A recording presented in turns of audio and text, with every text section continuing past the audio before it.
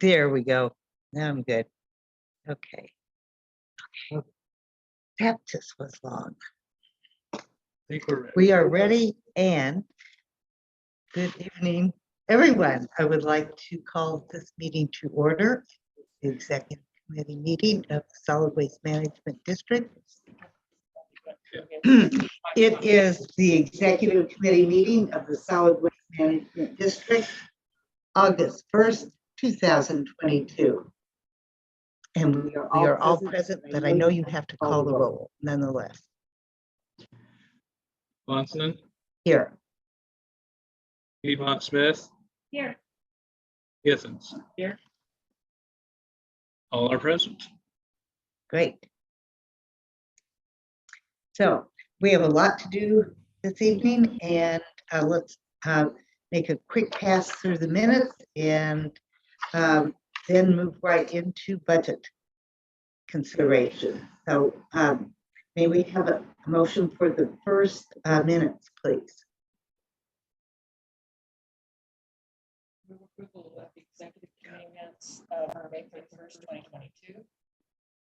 Thank you. May we have a second? Second. Thank you. Are there any questions or comments? And do we have to do a roll call on this that we're showing ourselves? Yeah, Okay, it's a hybrid. roll call, please. Piedmont Smith, Yes.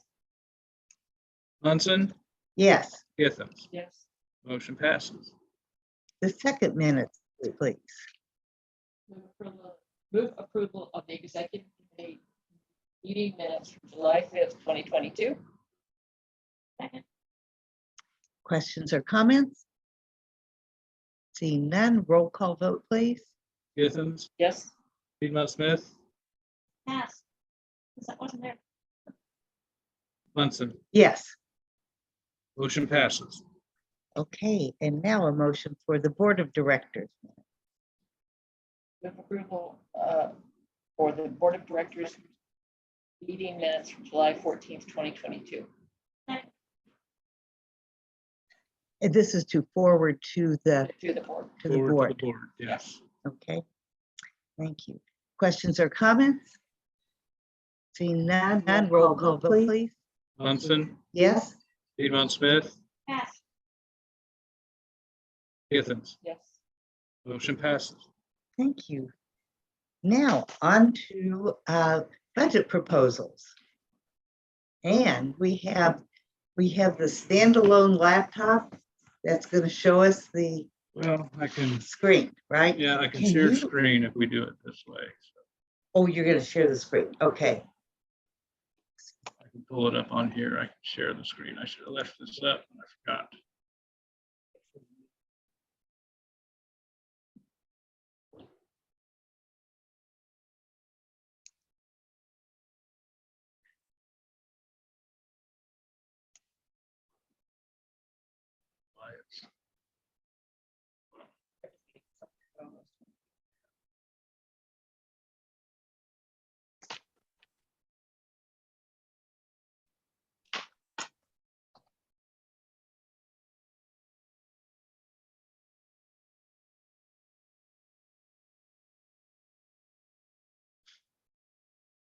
Okay.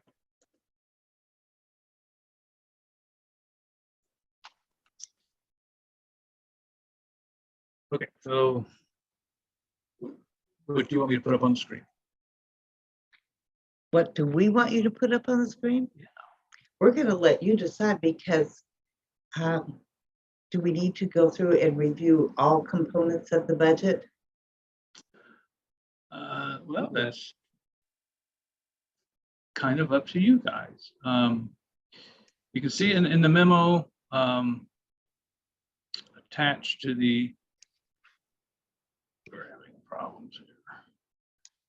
If you could share maybe from the packet, starting on page 27. Yeah. For some reason, Or- 25. We have, Wow. Yeah, the 25 is the resolution itself. Yeah, we need Yeah. to scoot on down. Give us much information. Yeah, some reason that's, I'm just looking at the packet myself on page 27. And that Yeah, we could, of works. course, just do that. For posterity, maybe we could But- share since but- we're recording. But we need to do this because it's virtual, so we want to get this up for them. For our virtuous participants. everybody sees a packet. Yes, Yes, yes. and I think it's page 27 you want.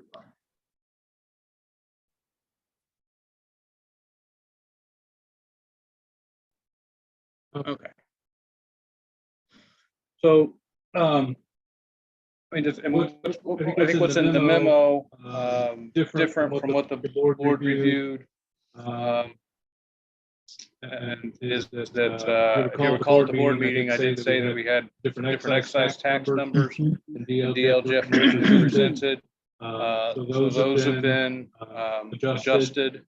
And then on the good side, I did discover in the original budget presented to the board, the wages for our relief operators were put in there twice. So our hourly wage line dropped a good Great. amount. And then the health insurance estimate came in about half of what we were expecting. Yeah, 6.2% increase versus the 13% that was originally estimated and budgeted for. So another significant savings. That, however, is something that we do need to discuss. There's I apologize, I forget what page in the packet it is, but there's a hodgepodge of information on the page there related to the group health insurance line that includes dental and vision, life, independent life, that explains where we got to the budget proposal that we're at now, $410,000, as well as an insurance option that I'd like to consider offering to employees. So, yeah. But with the insurance decrease, the wage decrease, even with the excise tax lines coming in less than originally estimated, I was able to bump the wage increase up to 8.5%, which was suggested at the board meeting. So that did work. To do that did require some minor reductions, and I think 3 lines in the services and charges category, but in the hundreds of dollars, not significant amounts, and I think that we'll be okay even with those. So that still gives us, in essence, a balanced budget. I think it's a $68 surplus with an 8.5% increase. And we still have, as was discussed at the board meeting, the unknowns moving forward, which are, a recycling and transportation agreement. The initial term of that expires on May the 1st. We can let it automatically renew, or with the second facility plan to come online before May the 1st. We can choose to opt out of that and put that out for bid or proposal over the winter. But we don't know where that winds up. That's the recycling agreement with Republic. With Republic, where we pay $26.75 a ton for the processing of recyclables, and $104 per haul to move all the boxes from the sites to the transfer station or the scrap metal yards, wherever they need to go. And then we also discussed at the board meeting the host fee solely based on the numbers that have been provided to me went up $50,000 for 300,000 because of where we are year to date this year, what we did last year. And as tonnage estimates that Rumpke has provided me for what they think will funnel through the new recycling facility. But the host fee has been dangled, threatened before with another facility that was proposed late last year, early this year. So as I expressed at the board meeting, I have some concerns about what's going to happen with that host fee. When and if a second facility does open up in the county. And that's Rumpke. No, Yeah. that, It it, is the second. But Bedford Recycling wanted to open a scrap metal yard. Yeah, no, but I'm talking about the one that will open. is That does Rumpke, fall under the statute. is Yes, Rumpke. yes, Rumpke is, they're all, their permitting stuff is all done. They have broken ground. That facility is under construction and is scheduled to open next spring. And has the district been talking to Rumpke about host fee? Not recently. I mean, when the facility was proposed, I mean, they publicly offered to voluntarily enter into the host fee agreement. So we have, if you'll recall, and as we have some money budgeted for 2023 still in some additional legal appropriations. There was kind of a consensus that we would work with Angela Parker on the host fee agreement with Rumpke because of her familiarity with the public agreements. So that is out there, and we have worked, discussed with Ms. Parker and, putting an agreement together, but it doesn't make sense to me to jump right in and do that until Rumpke's closer to being ready to open their facility. That makes sense.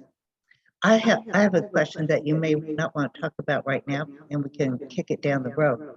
But to what extent is the host fee tied to the contract for transportation and hauling? None whatsoever. Two separate agreements. The other component to the agreement that the host fees in that directly impacts our finances is there's language in there regarding what Republic will charge the district for the orange bag trash and bulky item trash that goes through that transfer station. So that those amounts are part of the hauling agreement? Yes. Oh, that's part of the hauling agreement. No, I'm sorry. That's Part of the part host of the fee. agreement with the host fee. The Host fee. Yeah, host Yes. fee is trash and recycling. The host fee covers disposal rates the district will pay and the host fee that Republic pays to the district from Monroe County generated waste. Oh, so the host fee doesn't actually have to do with recycling. No, It's just not at trash. all. But the other, that is the transportation.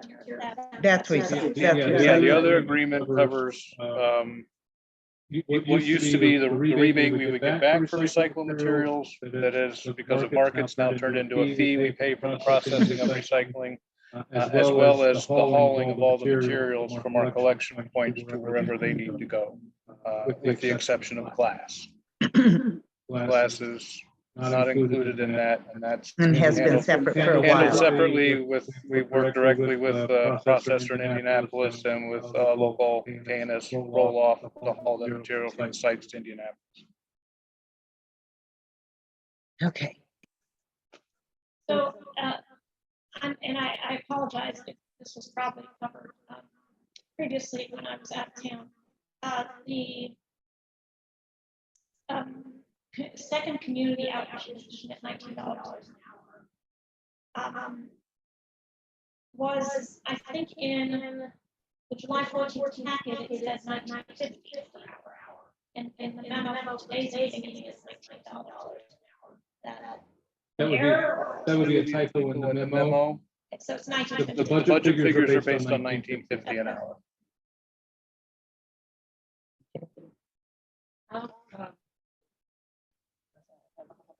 You think the health insurance costs are? Those are firm. That is a renewal quote from IU Health, as well as the quote for the plan that would include an HSA. Okay. So what is the meeting with JA benefits this week? So that JA benefits can explain to you better than I can. And then I'm gonna explain to everybody else. I'm gonna, and if you're, and we can always cancel that meeting Yeah. after we get through all of this today.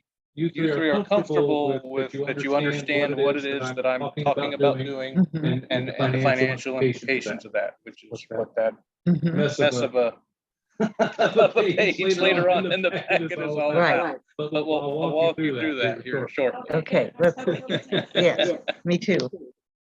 Okay, So, and this is, I don't remember in this meeting, because I should have said Does this also include the extra position that where halftime was gonna be working on the landfill operation? Yes. Yes. Oh, yes, I was gonna ask about that. So there is, There are two new positions in this budget. mhm, And related to that, one thing that I did want to discuss tonight was there, there was some question, concern about a second outreach position raised at the board meeting. And that's just kind of a, I guess, a catch-all term for that position to kind of move forward with. But in my recollection of the discussions that we had when we were talking about, is there a need to add this position? The position was, focusing more on the five-year management plan, the goals and objectives that are outlined in that plan, and moving us toward those, a lot of which obviously is education and outreach related, but it makes me wonder if, if it was misread, is there a better, is there a better way to title or phrase what this position is going to be? it might be something about, Waste reduction specialist. yes, certainly not outreach. I mean, they will have to do outreach, but. Yeah, Right, But- but to an extent, varying degrees based on position, but almost all of our positions, education and outreach is part of what we do. right, and Even the site everybody's a operators. waste reduction specialist in some way or another. And so, and I don't know if that may clear some of the, concern that was raised at the board meeting about adding this position up or not, but it did make me think that, perhaps that's not the best type of a title for this position. It'd be good to see a job description. Mhm. Definitely. I got till Friday. You got till Friday? You got to five. That's when the packet goes out. Oh, yeah. Yeah, so we need to, These broad strokes. It doesn't have to be a final job description. what we're doing at our next board meeting is voting on the budget. We're not voting on the title that will go into our salary. Well, right, but if there's, concern or even objection to adding this position. And because the name is, And I just, and if Arose by there's any other somebody name. that, if there's somebody that doesn't, want it, or, board members that aren't in favor of adding this position, that's fine. I just want them to make sure that they're basing that decision on what the on person's gonna be an doing. accurate description of what we're talking Yeah. about adding. So what about waste reduction specialist? I think that's great, Okay. at least for now. I understand the concern because it sounds like It sounds, duplicating what. it sounds redundant and, Right. But And I it's, think if we focus on waste reduction and mhm, Which really fits with the 5-year plan, mhm, right? that's it, that's what we're doing. Right, and, and this is, obviously, with Ms. Ms. McCraw, McCraw, I've had these discussions because I've She, told her this was going to be in the budget, and she thought it was redundant. this is what it means and doesn't mean with regard to you and your position, and it's, some of it has to do with trying to maintain some of the initiatives she started with the pandemic, where she couldn't be in the schools, and now we have the ability to be back in the schools, and She needs to be back in she the only schools. has so much time, so we don't want to give up the schools, we want to give up the webinars that she's been doing. And it's, so, some of it's related to that, but we also did have, when we were talking about adding this, was a focus on the 5-year plan, and the goals and objectives in that plan, and pushing us toward those. Mhm. Well, I think we should refer to it as a waste reduction specialist. I think that's a consensus here. For now.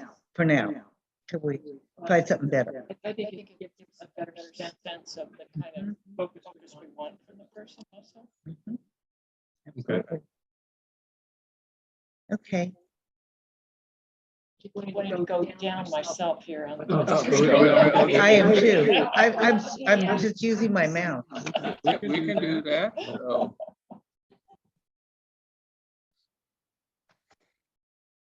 Okay, um, Nothing changed in the supply category.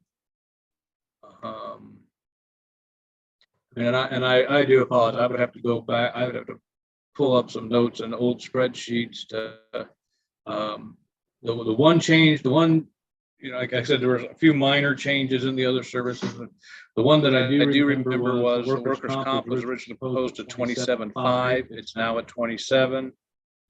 But we have talked with our agent and we're comfortable that we're going to be okay, but we do anticipate a bit of an increase from what it's been the past few years. what percent was it? You remember? I don't even think they gave me a percentage. They gave me a number. And I cushioned it a little bit. Now it's not so cushioned. But we can, I will have more firm information at the board meeting regarding Okay. that change. We can do that. So, and I do. It's been a fun Monday. But But again, it was three or four lines, and it was in the hundreds of dollars. It was It's $2,000 not- total. It's not change. It's not- consequential here. It's not significant in the Yeah. big picture. Okay, So, All all right. So do we want to? uh, Do you want me to try to explain this jumbled sheet? I want to Yes. talk about health insurance. That's what. Okay, well, that's Okay. what we've got. Boy, do I want to make this bigger somehow on this. Let me see if I can. As Can I- you, I can. I don't know. I can make it a little bigger by making us I made smaller. it a little bit Okay, I can see it better now. bigger. I gotta move all of us out of the way so I can see. Mhm.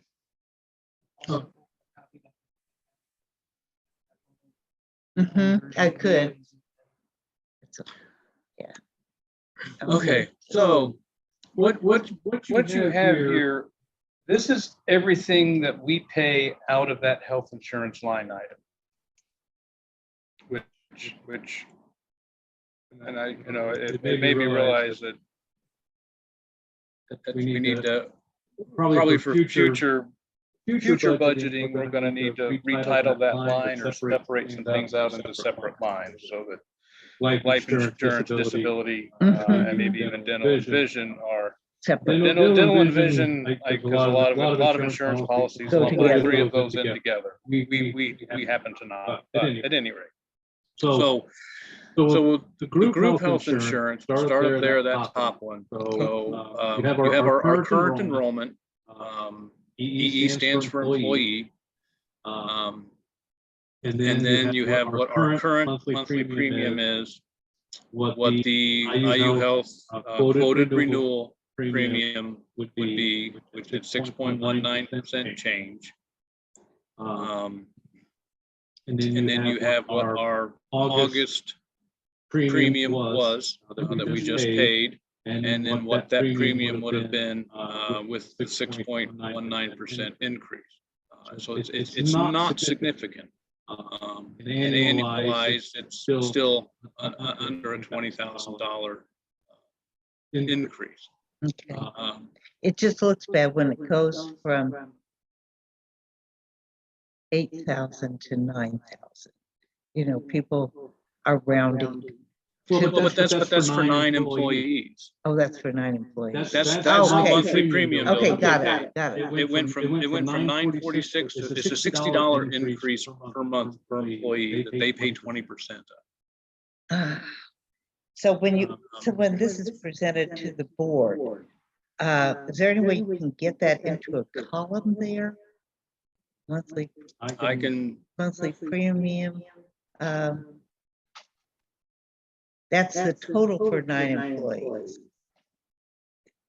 yes, that's the monthly total Yeah, I got it. for 9 employees. So that's, For budgeting purposes, you know, This is employees for- contribute to this that, is but for we have budget. to have the appropriation to cover it Yeah. all because. so we need to see how many are doing what. Right, and that's what that very first Yeah. column, current enrollment, that tells you, Yeah. where we currently are. Now, And then we have, moving over, we have the silver HSA 2800 Select Plus plan. Which is very comparable to what our current health policy is, but it is an HSA plan. So there's a higher deductible, but a lower out-of-pocket cost. Lower total out-of-pocket cost. For the premium. The premium is lower, but for the employee that has to go to the doctor, there's a higher deductible, but a lower total out-of-pocket cost. So, this is part of maybe why I wanted to have at least one person meet the JA benefits. Because I understand what that is. But, you know, with an HSA, and this is, I have never had a plan that had an HSA, but with an HSA, like a lot of, she said, a lot of times your first few doctor's visits, you're paying the whole thing. Because you have to get your Because of the deductible.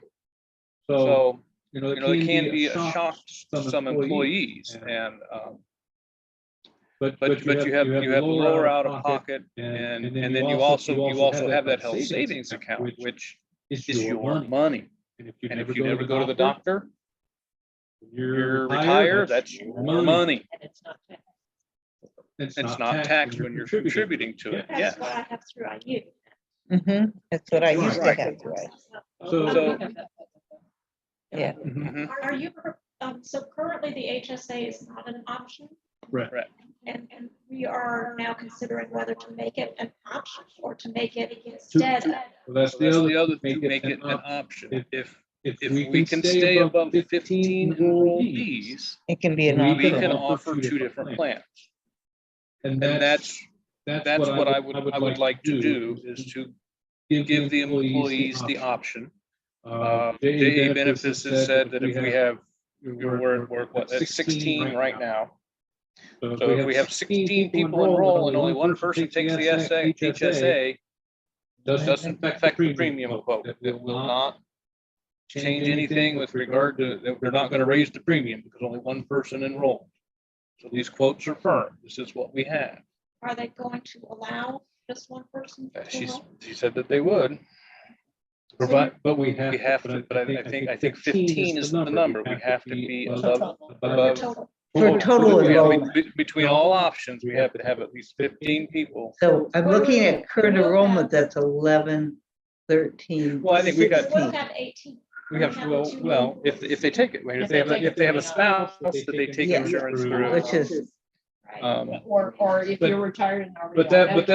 But I think that's, you know, that for me, part of the reason of offering as an option, not like we're going from plan A to plan B, less risk of people dumping it and finding another option Mhm. to the marketplace or whatever, because they can stay where they are if they want to, you know, and pay the extra, you know, or you can go over to the HSA, pay a smaller premium, and then just realize that if you, for whatever reason, need medical services, you're gonna have some more, the higher out-of-pocket costs, particularly initially. And that's what's hard for people if they operate on a real tight monthly budget. But the other thing that I want to do with that, and if you look at, if you look at based on our current enrollment, you know, it's almost a $40,000 savings over the course of the year, based on our current enrollment. For the district. For the total premium, that's part of it's employee funded, part of it's Okay. district. But since we're looking at that substantial savings, if we're going to do this, I want the district to be able to seed that HSA account with $500 or $1,000.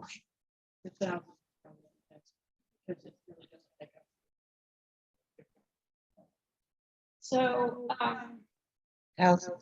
where did you get this 40% savings? 40,000.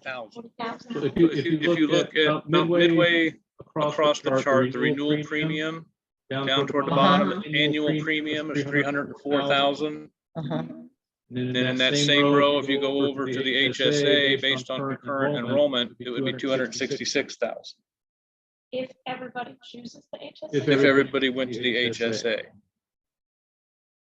I doubt everybody will, because Yeah. people, People don't like change. yeah, exactly. Right. They- But as an incentive to do that, I think the district should offer to, if you're going to do this, then, because you're saving us money as well as you, we're gonna seed that account for you. So, and is that included in the budget already, the seating? Well, Well, it is because the budget is based on the current policy renewal. So So everybody that goes on the HSA saves us money. And if they all flip over, And so, so how do you give a benefit to the employee for enrolling in the HSA? that's the seeding the Yeah, account. and you see their account, Yes. okay. We would, I mean, come, I know, the county does it. Yeah, the county does it. And the the one, where it could get tight, and this is something that I wanted to work with the JA on, because our renewal is October the 1st. That health savings plan takes effect October the 1st. How many people can we afford to do that for under our current budget? Just have to See And where we that's- are. Now we talked at the last board meeting, about reversions and stuff, and we're on par this year to have reversions about in line with what previous years have been. So the money's there somewhere. Yeah. We have to identify it. The board would have to move it into the personnel services category, and then we can allot it. Yes, we've had a vacant position all year in essence. Yeah. And we've had the truck driver position. Scott's been off without pay for a long time. And although I guess we've been paying Joey to act in that capacity, but that means we've not been paying the assistant operations director. So the money is there. So the seeding of the HSA accounts would happen once a year in October. So Yep. we would have to find the budget in 2022, find the money in 2022 to appropriate the special appropriation. Unless Well, it's already in the right category and yeah, then. I mean, Well, some of that depends on how many people make the switch, and are there people that aren't going to switch this year that may talk to other people that did and say, okay, well, I'm going to do it next year. Then the other thing that's dangling out there that I've talked with JA Benefits about, that I'm not liking how it works. I want to get back on a January 1 renewal. Well, I was just gonna ask about that. And they said the way that works is, we can't do a 3-month stopgap policy. We have to go through this process. And Can we do a our 15-month policy? Nope. Can't Do that either. What What we have to do is go ahead and go through this renewal process. And And then in November, basically have to quote us again for what January 1st would be. And hope it And- matches our budget. And in all likelihood, it's going to be 1 or 2% more. And what can we afford to do? I've presented this 8 ways from Sunday to them about how we could possibly do it without doing it that way. 15-month coverage, 3-month coverage. Nope. Or we could do 13 months for several years. Just brief. Yeah, just three. This is, it's, this is something that's happened every year since I've been director. It's been a thorn. And my understanding is this had to do with when the Affordable Care Act went into effect. And in order for us to not get lumped in to that marketplace, We had to renew a month early. And then it got to the point where those, I think they call them grandmother, not grandfather, grandmother clauses expired. And then we were in there, and so the renewal date stayed on October the 1st. So that's my understanding of how all of that happened. So every year since I've been director, our employees' insurance rates go up in October, and I can't do anything with their wages till January. Mhm. And was there a way to build that cushion in for increasing how much insurance costs for next year? To negotiate or to have stuff start October 1st this year, and then know that we're going to be renegotiating it January, as of January, for a new. But I have no idea how to predict what that's gonna be. What if we, okay, so what would go into effect would be October 1st. What if we build in a cushion of 2%? And then if it goes way beyond that, we just say, no, we'll stay with our current contract. Well, we could also, Always an additional appropriation. Now, I don't know about how, how close to the end of the year can we do that? And how important is it to everybody? It happens, on it January happens 1. all the way up to the end of the year. And so, Why would we need an additional appropriation in 2022? Because it's 2022 fund that you're trying because in to. all That's where likelihood, the reverse. in all likelihood, we would be paying that January premium before the end of the year. Oh, I see. Oh, okay. And then at some point in 2023, we would have to do another additional appropriation to make up and what make up that difference. And what that is, we don't know what the increase will be, and we don't know what our enrollment's going to look like if we're offering two options. Remind me how many employees are eligible for insurance? Yeah. 16 enrolled now. 16. Out of how many? With 16 enrolled, with the two new ones, it will be 23. So we're 21 now, I guess. Did you get? What? Okay, never mind. Well, I like Penny's idea of trying to get us onto the January 1st schedule by renegotiating after. I guess we do need to agree Well, to. Do you need to agree to something to put in the budget? We have to make we have to do renewal October 1st.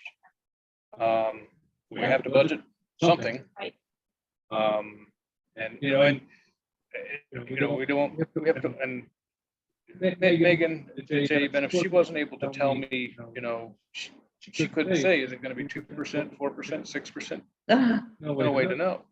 Well, if in 1 year the change is 6%. Well, That's an anomaly in my experience. Because usually, because they've been in 10, 12, We've been 13%. doing 12, 13% Yeah. in the years that I've been director. So it is a bit versus renegotiate after October. Well, Well, we're not renegotiating, we're just asking them to quote us a new policy with the January 1 effective date. They want to keep us, don't they? We don't have any power to. Well, there are other options now. When they've been presented to me, they're not quite as economical. So, So what, I mean, right now you're projecting a total of 6.19 increase, right? What if we approved a budget that allowed for an 8.19 increase? Well, I have to re-crunch those numbers, and that would take our $60 surplus to a deficit. We have so much that's reverted. Yeah, Well, we're we sitting on so much. do. I'd rather put it together. Right, I guess my hesitation with any of that is that Ms. Munson can offer up whatever guidance she wants, but I'm leery to take a deficit budget to the county council when I'm asking for such a significant pay increase. That's going to be hard.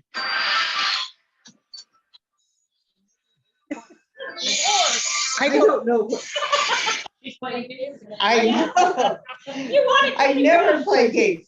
That was on the web. That was something that popped up from the weather chat. But like you say, we have the reserve, and so, we always have the option to go seek an additional appropriation. And I guess in my mind, it's easier to try and go to the council and justify an additional appropriation because you have the opportunity to get yourself back on a January 1 health insurance renewal. Or to do a pilot program that we want to do, than it is to take a deficit budget to them and say, I want this raise regardless. And Really? yes, I know. Like, hold on. Plan ahead. But we are planning ahead. We are planning ahead. We're just planning ahead for how the budget is going to be received by the county council, which is not going to give 8% to county employees. That's because our proposed increase is going to be greater than what they're doing. And The deficit budget is not going to be looked favorably upon. that is Although in why. this day and age, it's hard to keep employees. And I know the city But- is. but you know, The thinking city of- is in, we're in a big hurt right now. The county, Mhm. as far as revenues. I would just Remind No, as everyone far as that- employees, Oh, employees, oh, yeah. Well, we lost 100 last year. We've already lost 70. but we're losing jailers and probation workers. I mean, Yeah. we're talking dangerous It's issues. 5:51. Okay, We have an let's interview go. scheduled at 6. Oh, 551? So Okay, that's all the health insurance stuff. And then what I've done out here is to where I got to the $410,000. mhm, I think the other thing to understand is that we are self-insured for dental and vision. So okay, I see it. we, there's an established premium, employees pay their percentage, the district puts in its percentage, but then all the claims come to us and we pay for those. And so I've bumped that up a little bit based on, Some rounding there and, you can see we're on the right side, about halfway down the page. I don't I know. don't know, I have to go back and pull things. I don't know what happened in 2020, but everybody's kids must have got braces or something. So, and, But so I did bump bump up. up, I hope that's a pretty liberal number, the 25,000, but wanted to make sure that we did have adequate funds available. And then also, looking at what a 10 or 12% premium increase would mean to the district and its employees to help fund that. mhm. And then life, independent life, and short and long-term disability, you kind of are what they are. I didn't bump those up as much because we have former or soon to be former employees still showing up on those bills that would all be offset by the new positions. Okay. So what decision do you need from us today? How we're going to Really handle just to know that you are comfortable with that proposal going to the board next Thursday. without a deficit budget. but with the plan to ask for an additional appropriation to move us to a calendar year policy.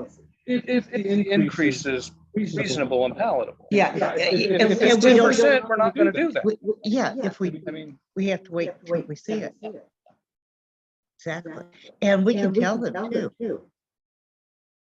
I I'm very happy during the presentation to, to tell the board that I'm interested in getting us back on a January 1 renewal date for health insurance, and We'll tackle it in the new year. we'll have to see what those rates get quoted at, and, and if it's worth pursuing, we will do it, and it may require an additional appropriation. It's possible that we start talking to them in December about this, so we can do it early in January Oh, yeah, early November. We ought or to be able early to- November, okay. Early November, we ought to be The able to get a sooner, firm quote. the sooner the better, because they're less likely to keep upping it and upping it. Oh, yeah, and I will push to get those as soon as possible, Okay. because you're also dealing with holiday schedules, Yeah. and Okay, so we got it.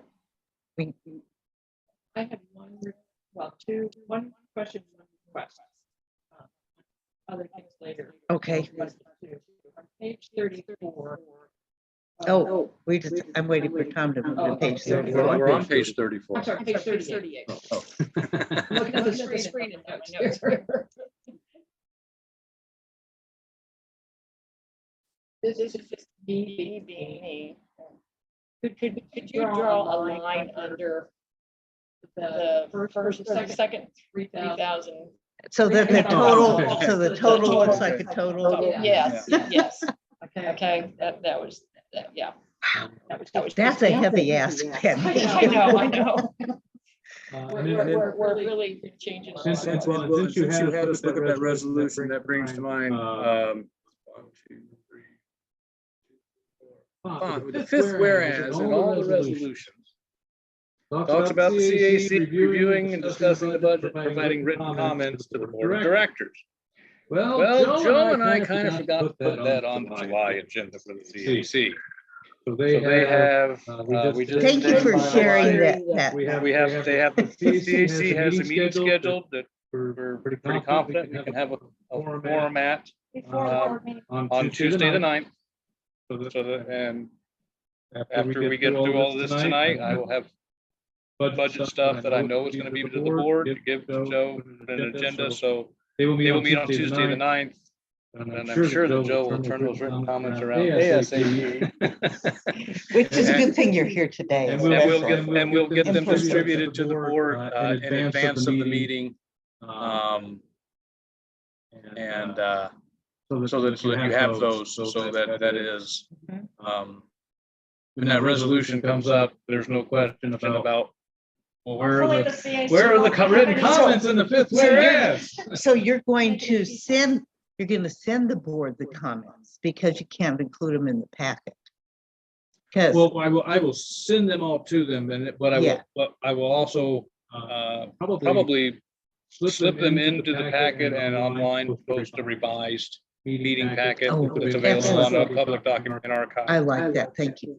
Can we take the last 2 minutes to talk about the possible co-funding of a pilot, composting pilot? But we also have, can we have a discussion at 6:30 to fill in for our, can I just,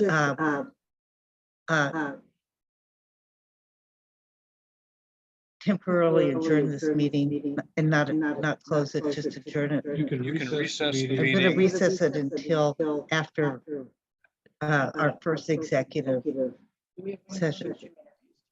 We have just, We have half an hour. so let's just do that. Yeah, Depends on how long. Yeah. But it was scheduled. yeah. Yes. So let's do that.